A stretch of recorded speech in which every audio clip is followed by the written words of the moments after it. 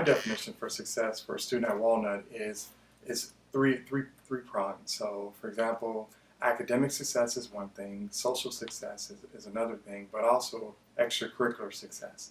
And so, academically, that's a good barometer for how well you're going to do in regards to instruction.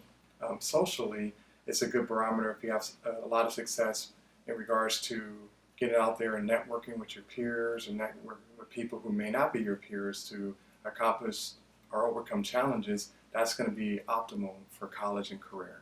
Extracurricularly, you're actually volunteering your time, you're doing some sort of service. That is something that, currently in my occupation, I don't get paid for every second, every minute that I work. So some of my time is just volunteering to go in the community or do other things throughout the year. And that has helped me to be successful. So I think if students can have that balance, that's success. I think sometimes your definition for successful, it evolves over time based on your experiences. And so I think sometimes students are just focused on the academic component, not realizing that the social and extracurricular component play a part in that academic component. So I was a student once before, I'm still a student, but I was a teenage student, and I just focused on school.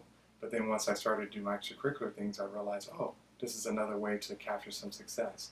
All of those different opportunities I had as a young man have come back to help me as a principal. And I think that's why I'm able to connect better with students and staff, anybody around the world. And so just because I've had those different types of success, which I've blended it all together and created my own definition. But I believe that my definition of success is very common amongst all my peers who are superintendents or who are business owners. They say you have to use all three of those different points at some time during your day. And so not just, but it continues to evolve. So yes, I think there might be some, like a freshman may think differently from a 12th grader. So I definitely don't mind if there's a difference, but that's why we have the different pathways here. That's why we encourage joining clubs or playing sports, and that's why we encourage students to collaborate and work after hours to complete projects, because when you get to college, it's going to be the exact same thing, and when you get to your future careers, you will never be able to sit in a room and be successful by yourself. You're going to have to do some research, you're going to have to reach out to others, and you're going to have to get out there and spend a little bit more time than average to accomplish certain goals.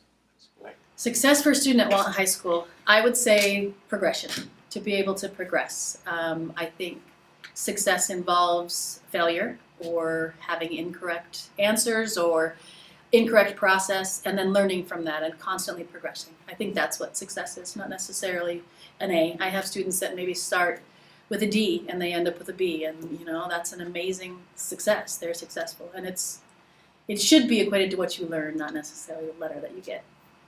I don't know if it would differ from other teachers or staff. I think students definitely see their success as a letter grade or a percentage. For some students, success is an A. For other students, success is getting over 100%. To me, my definition of success isn't like what I think people or society think is like success, like money, like going to a good school, good college, stuff like that. I don't really think that's what success means. I think it's more of when you're able to, find yourself, when you're able to follow what you love, like what you do, your passion, and you're able to act on that, and you're able to just follow that and not care what other people think, and just accept yourself and become a better person in general. I guess that's what being successful means to me.